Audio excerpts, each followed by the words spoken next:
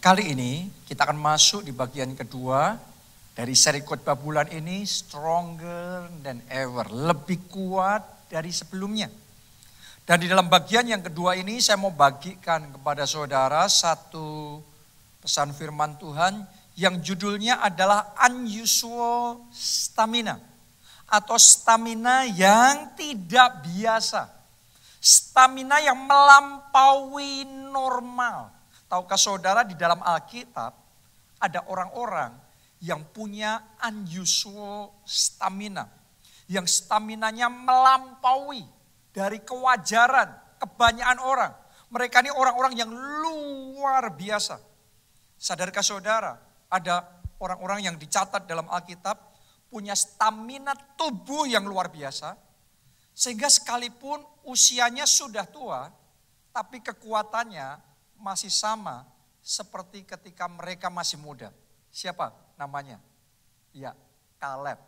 Ya, Kaleb ketika usianya 85 tahun, dia masih sama kuatnya ketika usianya 40 tahun.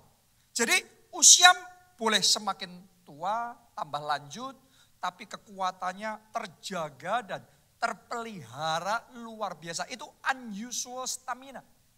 Doa saya stamina yang seperti itu diimpartasikan kepada saudara. Anda jemaat keluarga Allah yang mungkin secara usia terus nambah.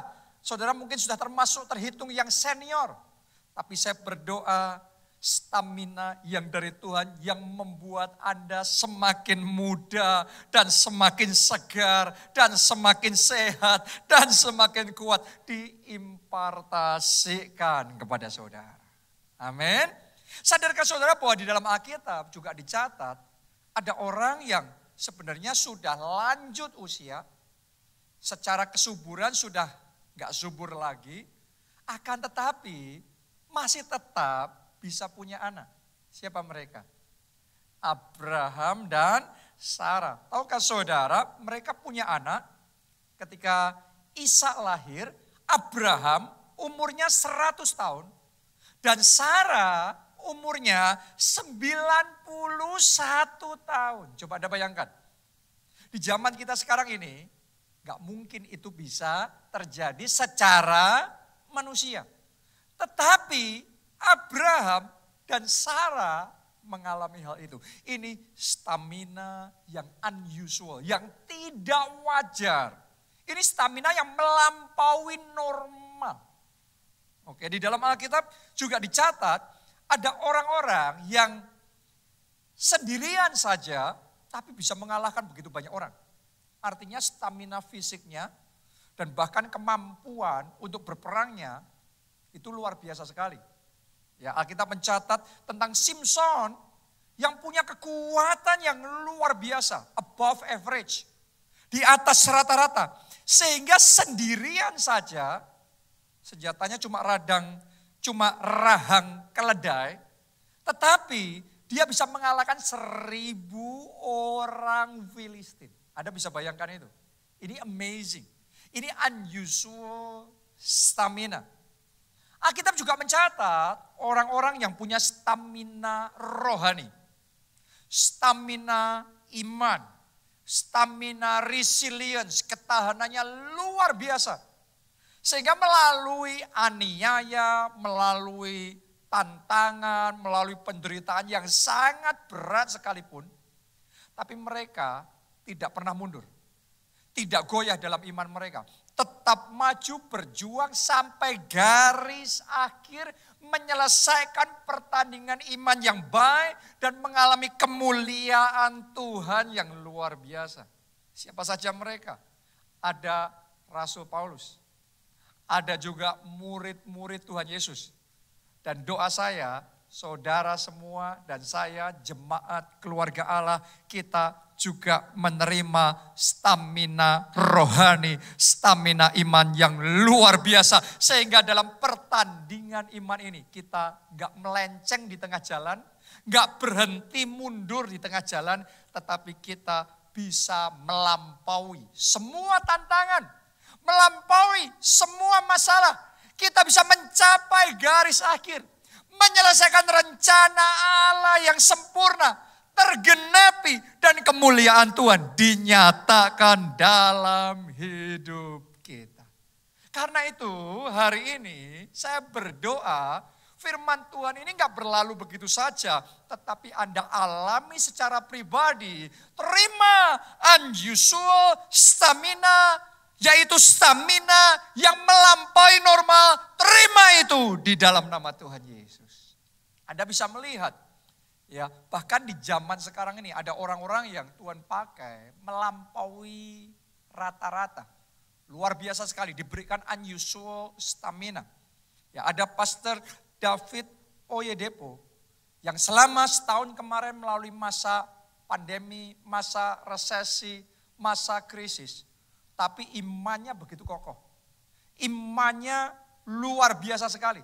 Sehingga justru di masa ketika yang lainnya slow down, ketika yang lainnya melambat, ketika yang lainnya takut, sembunyi dan gak berani bergerak, tapi mereka malah gencar pergerakannya dalam setahun, yaitu tahun 2020.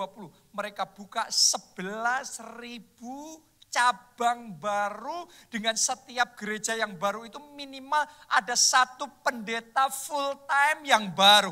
Jadi dalam setahun mereka minimal perekrutan 11.000 pendeta full time yang baru. Jadi pergerakannya besar, sekalipun mengalami tantangan besar, tidak goyah, tidak gentar, tapi benar-benar jalannya dengan kokoh. Doa saya melalui semua badai tantangan yang sedang terjadi ini, Anda tidak goyah lagi. Ada nggak gentar lagi. Tapi mulai hari ini Anda bangkit dengan iman yang kokoh, bergerak maju bersama Tuhan dan mengalami terobosan-terobosan yang besar terjadi dalam hidup saudara. Pandemi ini tidak akan menghentikan. Pandemi ini tidak akan menghalangi saudara. Pandemi ini akan jadi batu lompatan untuk Anda terbang lebih tinggi, melakukan perkara-perkara lebih besar bersama Roh Kudus. Amin. Ya, saya juga cerita sama saudara tentang Pastor E.A. Adeboye yang luar biasa sekali. Stamina rohaninya, ya, dia benar-benar menjaga integritasnya, kekudusannya dengan sedemikian rupa dari sejak awal pelayanan sampai dia sekarang sudah hampir usianya 80 tahun. Tapi dia konsisten, dia tidak melenceng ke kiri atau ke kanan. Tapi dia tetap berjalan lurus, hidup dalam perkenanan Tuhan dan dipakai oleh Tuhan untuk membangun gereja terbesar di dunia sekarang ini. Jemaatnya sekitar 7 juta jiwa. Ya, bahkan dia membangun gedung gereja yang besarnya 3 km kali 3 km. 9 juta meter persegi. 900 hektar. Anda bayangkan, itu cuma gedung gerejanya. Tanahnya total yang mereka ada, yang mereka punya, itu 50.000 hektar. Itu 500 miliar meter persegi. Coba Anda bayangkan, ini gak kebayang buat kebanyakan pendeta yang lain gak kebayang. Yang kayak gitu kayaknya gak masuk akal. Tetapi ini yang disebut unusual stamina. Dan saya berdoa stamina yang seperti itu saat ini juga engkau terima di dalam nama Tuhan Yesus. Engkau terima di dalam nama Tuhan Yesus. Unusual stamina. Bahkan kalau Anda renungkan, Bapak rohani kita semua, yaitu Bapak Obaja Tanto Setiawan, Tuhan juga berikan stamina yang luar biasa sekali. Usianya makin bertambah, tapi bukan makin melambat, bukan makin meredup, bukan maunya pensiun, bukan berkurang.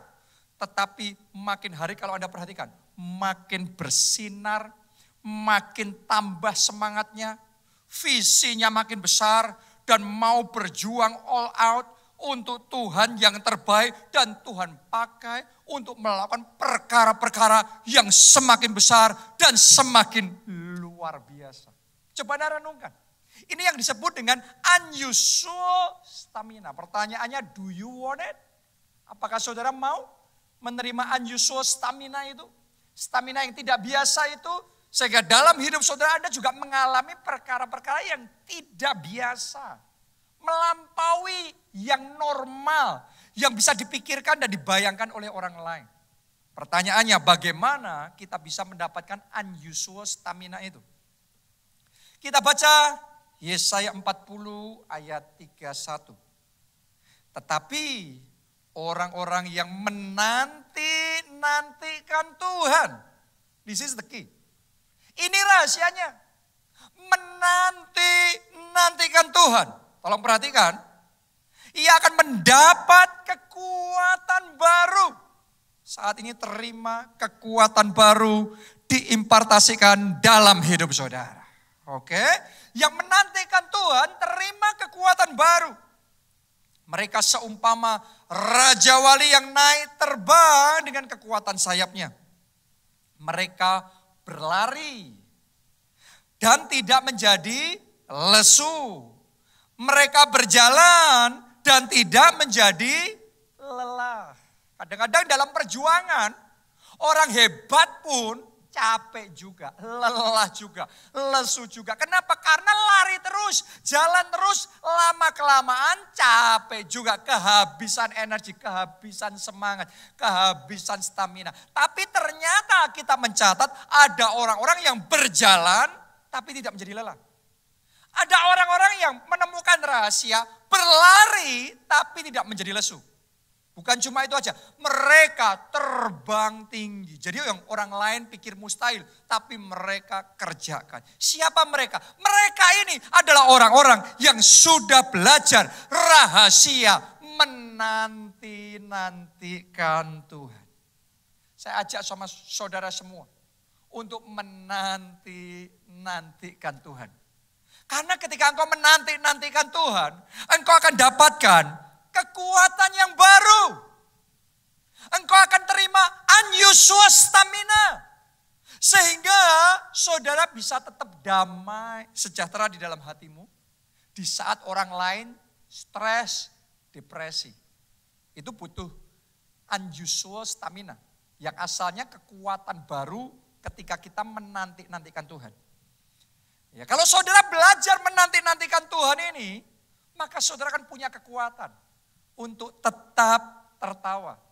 Di saat seharusnya menurut orang lain kita menangis, ngalami kayak gitu tuh nggak gampang. Tapi kita masih tetap bisa tertawa dan bersuka cita di hati kita. Bukan karena kita mampu, karena ada kekuatan yang daripada Tuhan. Karena itu belajar menanti-nantikan Tuhan. Maka saudara akan bisa terus maju. Di saat yang lainnya mentok, stagnan, bahkan mundur. Tapi kalau Anda tahu bagaimana menantikan Tuhan, Anda bisa tetap maju. From glory to glory. Jadi dari satu level ke level berikutnya unlimited. Tuhan akan bawa dalam hidup saudara.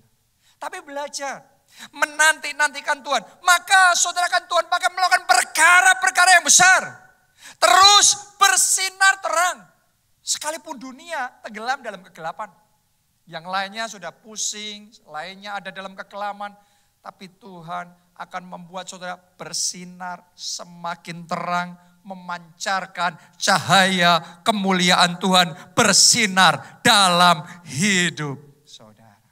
Oke, jadi rahasianya adalah menanti-nantikan Tuhan. Pertanyaannya sekarang, ini yang penting. Bagaimana cara menantikan Tuhan?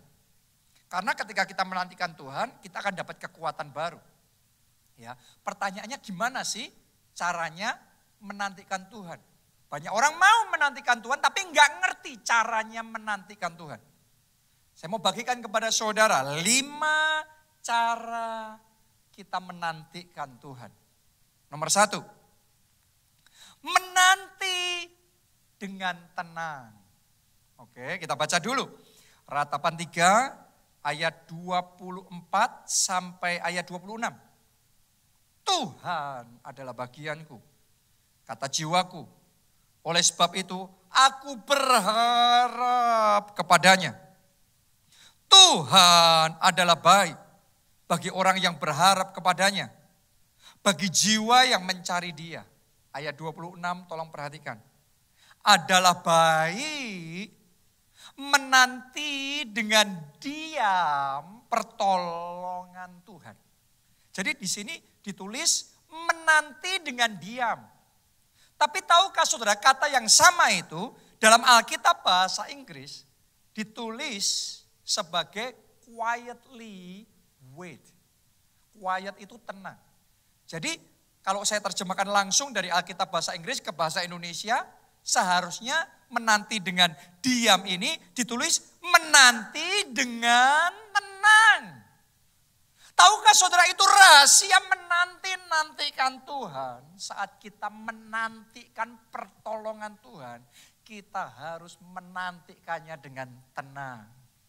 Oke, quietly wait. Enggak bingung, enggak gelisah, enggak resah. Saya mau tanya sama saudara, selama ini engkau menanti pertolongan Tuhan datang dengan tenang apa gelisah? Karena itu yang akan menentukan Anda dapat kekuatan baru dari Tuhan apa tidak. Karena kalau salah cara menantikannya Tuhan, gak heran Anda gak dapat apa-apa. Tapi kalau sudah tahu menantikan Tuhan dengan tenang. Karena kita ngerti pertolongan Tuhan datang tepat waktu. Tuhan kita tidak pernah terlambat. Ketika dia bekerja, dia akan membuat segala sesuatu indah pada waktunya. Karena itu kita menanti dengan tenang. Ketika saudara menanti mujizat kesembuhanmu, Anda menanti dengan tenang atau dengan gelisah. Ya. Sementara kita semua menanti selesainya masa pandemi ini. Saya mau tanya sama saudara, Anda melalui semuanya ini dengan depresi, stres, frustrasi, atau dengan tenang? Karena saudara harus ngerti bahwa semua itu butuh penggenapan waktu. Tuhan yang sama yang ngomong sama Yusuf, akan ada 7 tahun kelimpahan. Tuhan yang sama juga ngomong sama Yusuf, akan terjadi 7 tahun kelaparan. Coba Anda renungkan. Sebagian orang berpikir, ya kalau Tuhan harusnya mampu dong membalikkan kelaparan. Tapi ada maksud Tuhan di balik semuanya itu. Jadi haruslah genap 7 tahun kelaparan itu selesai dan genap waktunya. Dan Yusuf beda sama yang lainnya. Yang lainnya melewati 7 tahun kelaparan itu dengan gelisah, dengan resah, dengan khawatir. Tapi Yusuf menanti waktunya Tuhan dengan tenang. Doa saya mulai hari ini, sementara pandemi masih berlangsung, kita nggak ngerti kan kapan waktunya untuk semua ini selesai. Tapi saya berdoa ketenangan yang dari Tuhan diberikan dalam hati saudara. Mulai hari ini tidak lagi resah, tidak lagi gelisah. Anda bisa quietly wait upon the Lord. Anda bisa menanti-nantikan Tuhan dengan tenang. Ini penting sekali. Karena kalau saudara gelisah, kegelisahan itu akan mengeringkan kekuatan kita. Tapi saudara bisa tenang. Menanti Tuhan dengan tenang itu menarik kekuatan dari Tuhan. Diimpartasikan, mengalir di dalam kehidupan kita. Jadi mulai hari ini belajar yang pertama, menanti Tuhan dengan tenang. Kesembuhanmu pasti terjadi, mujizatmu pasti terjadi, pemulihan keluarga pasti terjadi, berkat-berkat pasti tercurah. Karena itu menantikan Tuhan dengan tenang. Oke, itu yang pertama. Yang kedua sekarang, menanti dengan siap siaga. Ini rahasia yang kedua kalau Anda mau dapat kekuatan baru dari Tuhan. Anda harus ngerti pentingnya menanti dengan siap siaga. Tenang sih yang pertama, tapi siaga, siap siaga. Lukas 12 ayat 35 sampai 40. Hendaklah pinggangmu tetap berikat dan pelitamu tetap menyala. Doa saya, pelita saudara tetap menyala. Yang lainnya redup, yang lainnya suam. Tetapi jemaat keluarga Allah, pelitanya tetap menyala. Apinya tetap menyala. Rohnya tetap menyala. Menanti Tuhan dengan siap siaga. Oke, 36. Dan hendaklah kamu sama seperti orang-orang yang menanti-nantikan tuannya, yang pulang dari perkawinan, supaya jika ia datang dan mengetok pintu, segera dibuka pintu baginya. Kenapa pelayan itu bisa segera buka pintu ketika ada yang mengetok? Karena siap siaga. Oke, jadi responnya cepat. Ayat 37.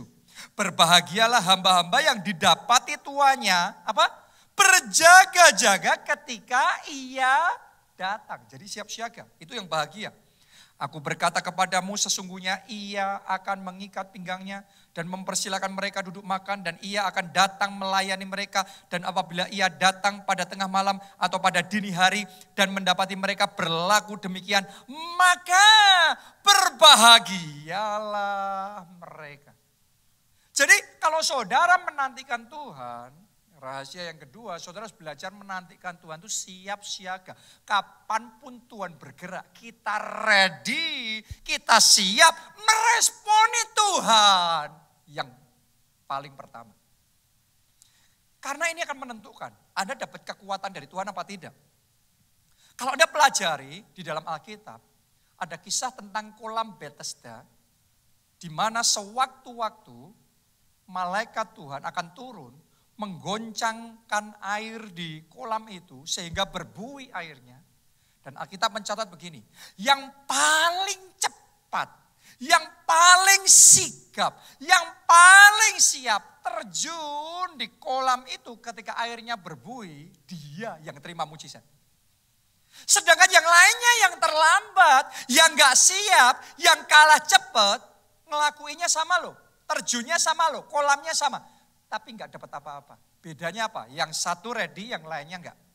Saya berdoa jemaat keluarga Allah, saudara termasuk yang ready, termasuk yang sigap, termasuk yang siap siaga. Sehingga ketika Tuhan bergerak, Anda merespon. Ketika Tuhan memberi rema, Anda yang paling pertama bertindak. Kalau Anda kerjakan itu, Anda akan melihat kuasa Tuhan bekerja. Terima mujizatmu, terima jawaban doamu, terima terobosan terjadi dalam hidup saudara.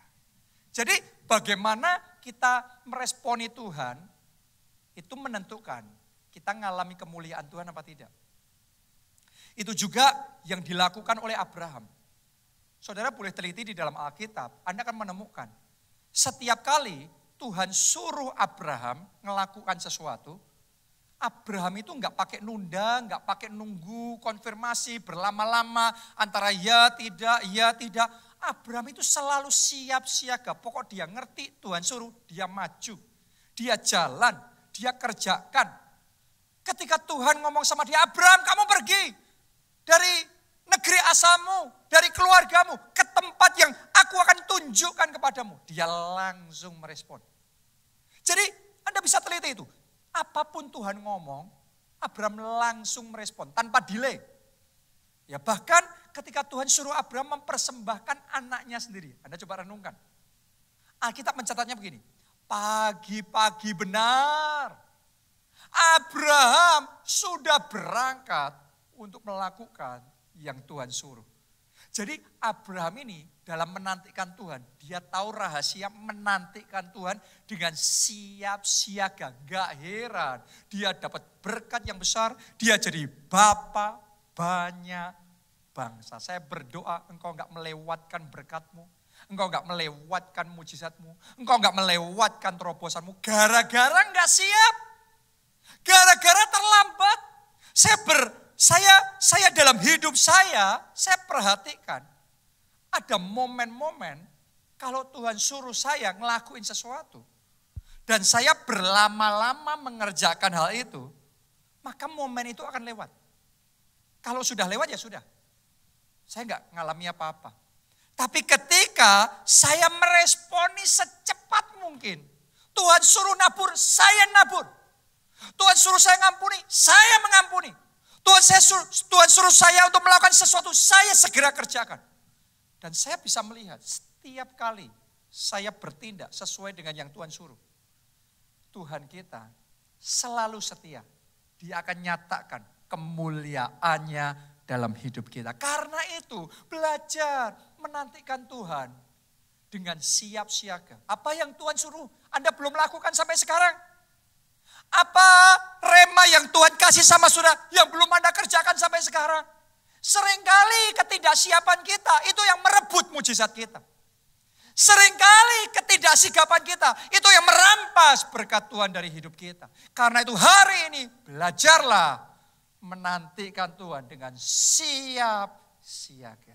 Anda akan melihat kekuatan baru Tuhan curahkan dalam hidup saudara. Oke?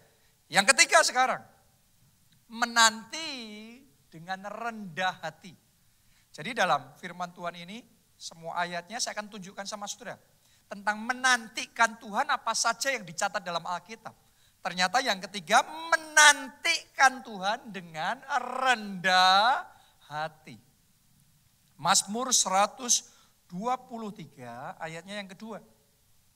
Lihat, seperti mata para hamba laki-laki memandang kepada tuannya. Jadi kalau saudara memandang Tuhan, itu memandang seperti hamba kepada tuannya. Seperti mata hamba perempuan memandang kepada tangan nyonyanya. Demikianlah mata kita memandang kepada Tuhan Allah kita sampai Ia mengasihani kita. Jadi ternyata menantikan Tuhan butuh yang namanya hati hamba. Hati hamba itu bicara tentang kerendahan hati. Sehingga kita bisa ngomong tanpa Tuhan, tanpa belas kasihan Tuhan, kita bukan siapa-siapa. Kalau Tuhan tidak bergerak, kita nggak mungkin sanggup. Jadi kita butuh merendahkan hati, menantikan Tuhan, ngikutin Tuhan. Butuh yang namanya kerendahan hati. Sayangnya sebagian orang belum ngerti prinsip pentingnya rahasia kerendahan hati ini. Akibatnya bukannya rendah hati, tapi malah pongah, tinggi hati. Itu yang jadi penghalang orang terima anugerah Tuhan. Masih ingat gak saudara? Panglima kerajaan Aram yang namanya Naaman. Awalnya dia tinggi hati. Awalnya dia pongah. Dia butuh kesembuhan nih. Ya, datang ke tempatnya Nabi Elisa. Terus kemudian disuruh sama hambanya Nabi Elisa. Dia sampaikan pesan dari Nabi Elisa kepada Naaman. Untuk ke sungai Yordan dan menenggelamkan diri 7 kali. Nah, ketika Naaman ngelihat, kok Nabi Elisa enggak nemuin dia sendiri? Kok cuma suruh bawaannya saja? Bahkan kok disuruh untuk menenggelamkan diri di sungai Yordan, sungai yang dia anggap jelek, sungai yang dianggap kotor. Kok disuruh melakukan sesuatu yang rendah seperti itu? Dia marah, dia jengkel dan dia mau pulang. Saya mau ngomong sama saudara, dia nggak sadar tapi di mata Tuhan itu pongah. Di mata Tuhan itu tinggi hati. Gara-gara kepongahan, gara-gara tinggi hati itu hampir saja Naaman kehilangan mujizatnya. Hampir saja Naaman kehilangan kesembuhan ilahinya. Harusnya dia bisa disembuhkan, tapi kalau tetap sombong, tetap pongah, dia nggak bisa disembuhkan. Saya perhatikan banyak orang kehilangan mujizat. Banyak orang kehilangan kesembuhan, kehilangan berkat, kehilangan kemenangan. Kenapa? Sombong, pongah, tinggi hati. Hari ini saya aja sudah belajar rendah hati. Seperti Naaman, akhirnya dia harus belajar merendahkan hati. Akhirnya setelah dia mendapat masukan dari orang-orang yang bersama dengan dia, Naaman berkata, ya sudah, aku mau merendahkan hati.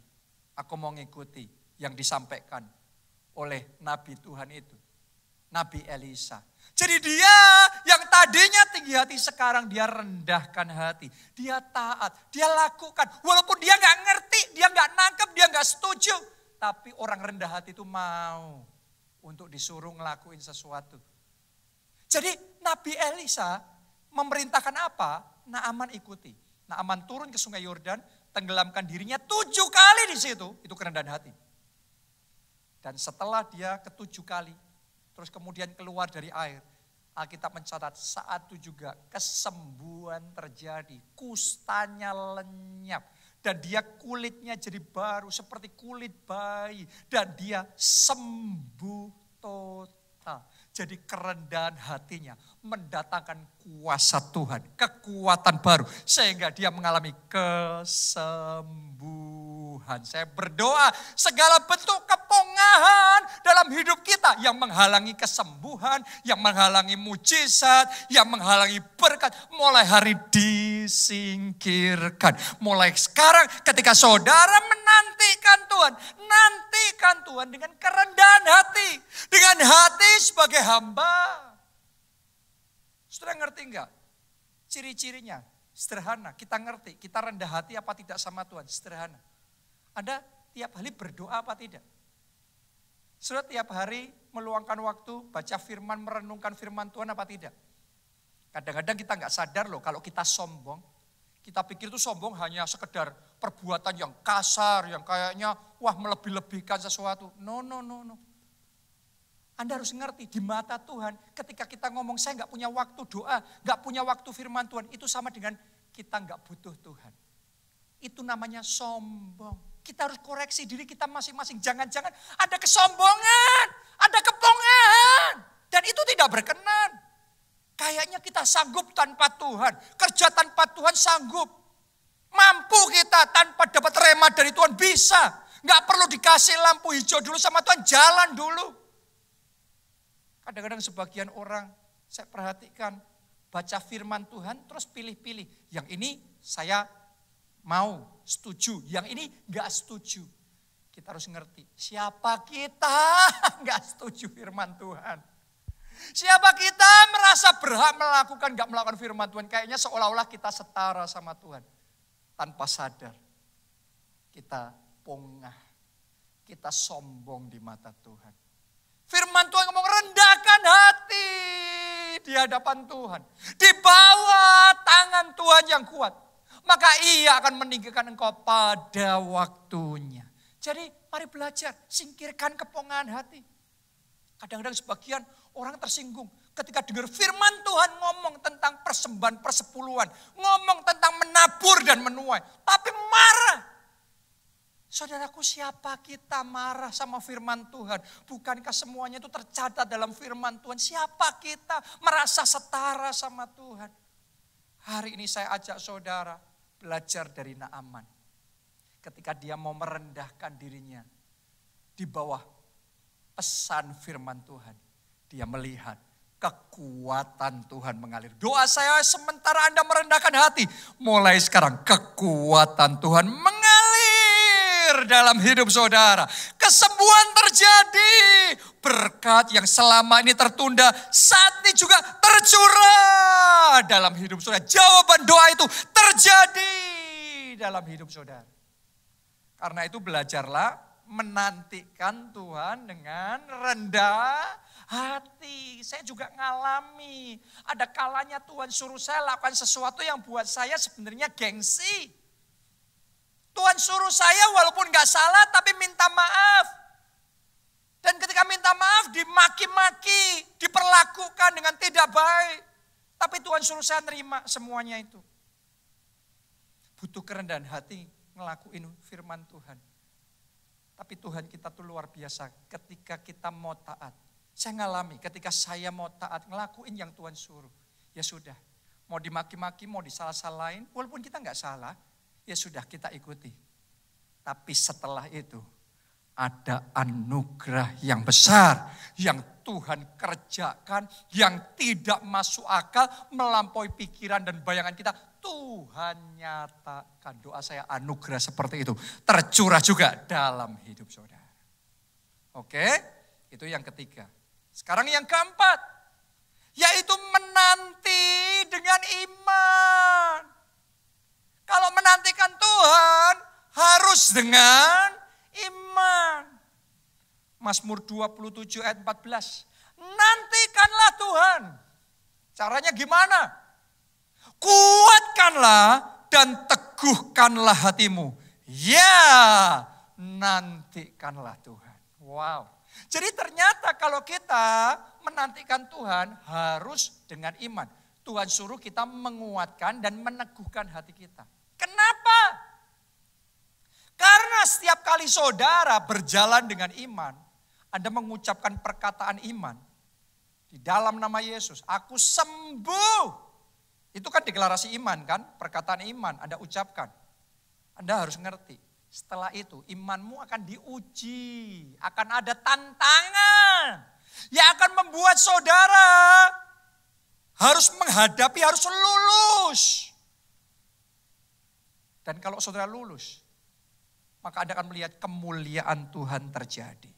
Anda ngomong oleh bilur-bilur Kristus, aku sembuh. Tapi setelah itu yang terjadi apa? Kok keadaan secara fisik bukannya tambah baik, kok semakin drop? Semakin parah, makanya tadi firman Tuhan ngomong, nantikanlah Tuhan dengan iman, teguhkan dan kuatkan hatimu. Jadi habis kau ngomong sembuh, Anda siap-siap aja ketika ujian iman itu datang. Ketika keadaan bukan semakin baik tapi semakin buruk. Anda tetap berdiri kokoh dalam iman. Kalau engkau enggak goyah, engkau lulus ujian iman itu, engkau akan melihat kemuliaan Tuhan dinyatakan. Oke? Jadi menantikan Tuhan harus dengan iman. Itu yang Tuhan suruh sama Yosua.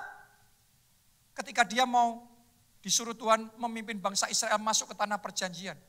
Tuhan ngomong Yosua, kuatkan dan teguhkan hatimu. Kenapa? Karena di satu sisi memang Tuhan berjanji memberikan tanah itu kepada mereka. Tapi Tuhan tahu mereka akan berperang menghadapi raksasa besar. Orang-orang kuat. Kalau Yosua goyah, jadi dia sudah terima janji. Tapi enggak dengan iman, dia goyah, dia loyo, dia mundur. Selesai, enggak jadi. Batal menerima janji Tuhan. Hanya ketika Yosua menguatkan dan meneguhkan hatinya. Maka janji Tuhan itu sungguh-sungguh tergenapi. Semua Alkitab mencatat, semua yang dijanjikan Tuhan tidak ada yang tidak tergenapi. Semuanya terjadi. Doa saya yang seperti itu tergenapi juga dan terjadi juga dalam hidup saudara. Itu sebabnya butuh iman, kuatkan dan teguhkan hatimu. Saya mau ngomong sama saudara begini. Sebagian dari mujizat dan berkat yang saya terima dari Tuhan, itu benar-benar terjadinya tanpa perjuangan sedikit pun. Begitu terjadi, it is done. Sudah, saya terima dan terjadi begitu saja. Instan, selesai. Tapi ada sebagian lagi dari mujizat dan berkat yang Tuhan berikan dalam hidup saya. Itu butuh dari pihak saya untuk menguatkan dan meneguhkan hati saya. Kenapa? Saya harus fight, harus berjuang. Walaupun itu janji Tuhan. Walaupun Tuhan mau kasih itu. Tapi saya harus melakukan bagian saya. Berjuang seperti Yosua dan bangsa Israel. Berperang. Baru mereka dapatkan tanah perjanjian itu. Saya juga harus berperang dan berjuang. Sampai janji Tuhan itu tergenapi. Itu butuh iman. Karena itu kuatkan dan teguhkan hatimu. Jadi buat saudara yang sedang mengalami ujian iman. Jangan meragukan janji Tuhan. Jangan meragukan rema yang pernah Tuhan ngomong sama saudara. Dia kalau ngomong Anda sembuh, Anda sembuh. Kalau dia janji keluargamu dipulihkan, keluargamu pasti dipulihkan. Kalau Tuhan janji tanah perjanjian, rumah perjanjian, anak perjanjian, jodoh perjanjian, Tuhan pasti genapi. Tapi kuatkan dan teguhkan hatimu menanti Tuhan dengan iman. Itu yang keempat. Yang terakhir, yang kelima. Menanti dengan sabar. Ini yang kelima. Jadi kesabaran itu sangat vital dalam menantikan Tuhan. Saya bacakan Yakobus 5 ayat 7 sampai 8. Karena itu, saudara-saudara, bersabarlah sampai kepada kedatangan Tuhan. Sesungguhnya petani menantikan hasil yang berharga dari tanahnya dan ia sabar sampai telah turun hujan musim gugur dan hujan musim semi. Kamu juga harus bersabar dan harus teguhkan hatimu. Karena kedatangan Tuhan sudah dekat. Saya mau ngomong sama saudara, rahasia terakhir yang kita perlukan menantikan Tuhan, yaitu kesabaran. Ini vital nih. Anda mau dapat janji Tuhan, Anda mau dapat kekuatan baru, Anda mau dapat unusual stamina, butuh kesabaran. Petani aja untuk sampai nuai butuh kesabaran. Sabar membajak tanahnya, sabar mengairi, menggemburkan tanahnya, sabar untuk menaburkan benihnya, sabar memelihara. Harus sabar, sabar lagi, sabar lagi, sabar lagi. Baru tuaian yang berharga itu dia dapatkan. Demikian juga dengan kita. Saya ajak saudara sementara menantikan Tuhan. Nantikan Tuhan dengan sabar. Sabar di dalam berdoa. Sabar di dalam melayani Tuhan. Sabar dalam bersaksi. Sabar dalam menyelamatkan jiwa-jiwa. Sabar terus berjuang dan memberikan yang terbaik buat Tuhan. Melalui kesabaran Anda akan melihat kemuliaan Tuhan dinyatakan dalam hidup saudara. Saya perhatikan sebagian orang Kristen belum mengerti prinsip kesabaran ini. Sehingga setelah mereka melakukan semua yang mereka ngerti harus dilakukan, terus kemudian belum mengalami apa-apa, mereka pikir percuma. Apa itu doa profetik? Apa itu mujizat? Gak terjadi, gak aku alami. Apa itu pondok Daud? Apa itu puasa? Sia-sia. Mana buktinya saya nggak ngalami? Saya mau ngomong sama saudara, butuh kesabaran. Abraham sudah melakukan semua yang harus dilakukan. Tetapi tetap untuk satu masa dia belum mengalami penggenapan janji Tuhan. Dia belum punya anak, Ishak belum lahir. Jadi setelah semua yang Abraham lakukan, Abraham harus menambahkan satu hal, yaitu kesabaran. Dan Alkitab mengatakan dengan sabar itu Abraham memperoleh apa yang dijanjikan Tuhan kepadanya. Saya mau ngomong sama saudara, kalau Anda sudah melakukan semua yang firman Tuhan suruh Anda lakukan, Anda butuh satu lagi, yaitu kesabaran. Nantikan Tuhan dengan sabar, maka engkau akan melihat kemuliaan Tuhan dinyatakan dalam hidup saudara. Jadi saya percaya hari ini firman Tuhan akan melakukan sesuatu yang istimewa dalam hidup kita. Dan kalau Anda tahu menanti-nantikan Tuhan dengan benar, sesuai petunjuk firman Tuhan hari ini, maka saat ini juga kekuatan baru dari Tuhan tercurah dalam hidup saudara. Dan stamina ilahi, unusual stamina yang melampaui normal itu diimpartasikan dalam hidup saudara. Are you ready? Apakah Anda siap? Apakah Anda mau? Mari kita bangkit berdiri. Kita nyanyikan lagu ini bersama-sama. Kau ku rindukan Roh Kudus. Mari katakan, kau ku nantikan. Oh, kami mau menantikan Engkau, Dia Roh Kudus. Lebih dari segalanya di hidupku. Mari semuanya dengan rendah hati katakan, Kau ku perlukan Roh Kudus. Mari sadari dan katakan, Kau ku butuhkan Dia Roh Kudus. Lebih dari semua yang ada di hidupku.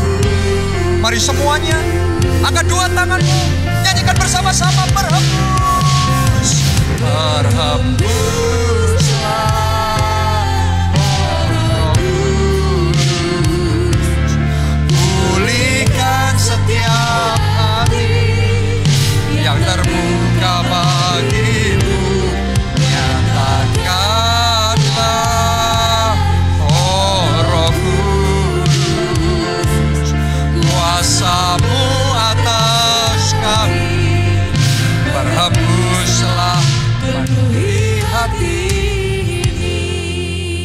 Hari ini firman Tuhan bicara tentang unusual stamina. Stamina yang melampaui biasanya, melampaui normalnya. Saya mau doa itu yang Tuhan curahkan dalam hidup saudara. Siapa di antara saudara yang mau dan merasa butuh stamina dan kekuatan yang dari Tuhan itu ada dalam hidup saudara. Yang pertama yang saudara harus lakukan, Anda perlu terima Yesus sebagai Tuhan dan Juru Selamat saudara. Karena Dia sumber kekuatan yang tidak terbatas itu. Anda nantikan Tuhan, yang pertama kau buka hati dulu, terima Tuhan dulu. Terima Yesus jadi Tuhan dan Juru Selamat. Jadi buat saudara yang belum pernah melakukan itu, mari saat ini, saya ajak semuanya kita angkat dua tangan kita. Dan ikuti doa saya ini. Tuhan Yesus, masuklah dalam hatiku. Jadi Tuhan dan Juru Selamat. Ampuni dosa-dosa. Selamatkan hidupku. Mulai sekarang, hidupku milik Tuhan Yesus. Dan aku percaya dosa-dosaku sudah diampuni. Dan aku punya jaminan keselamatan dalam kerajaan surga. Terima kasih Tuhan Yesus.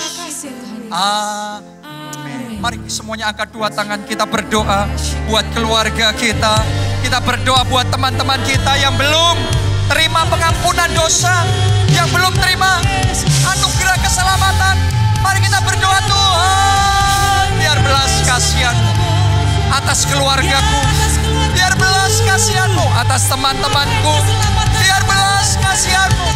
Ya Roh Kudus, bekerjalah, selamatkan mereka, lembutkan hati mereka, lembutkan hati mereka. Jamah ya Roh, jamah ya Roh, jamah ya Roh Kudus.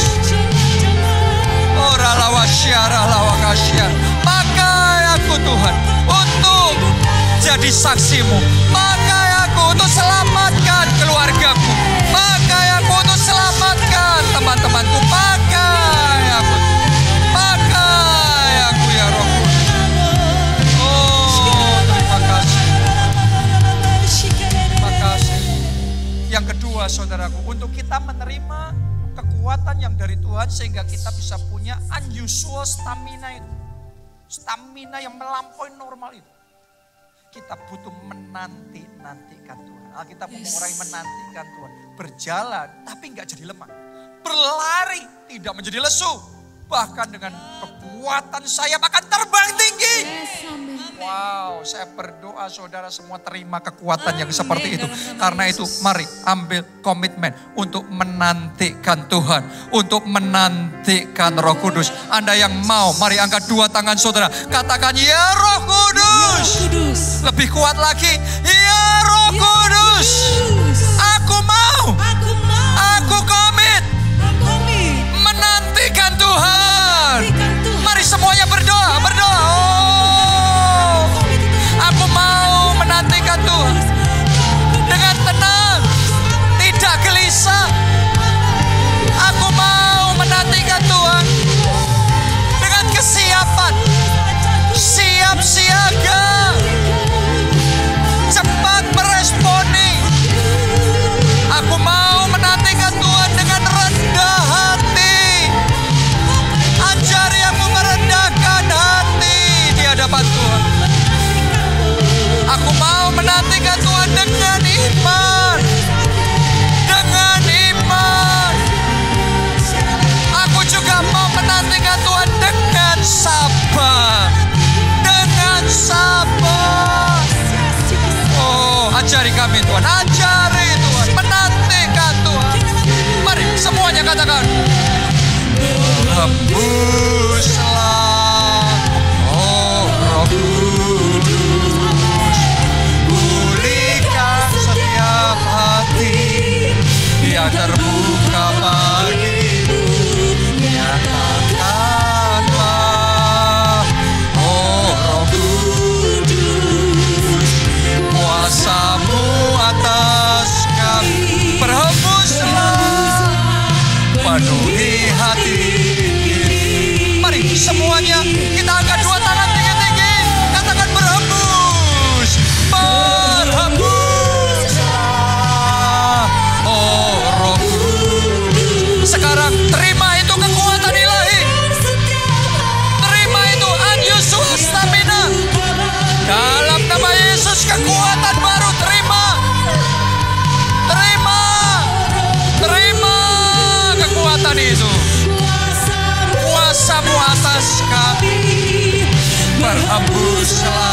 penuhi hati ini. Kuasa-Mu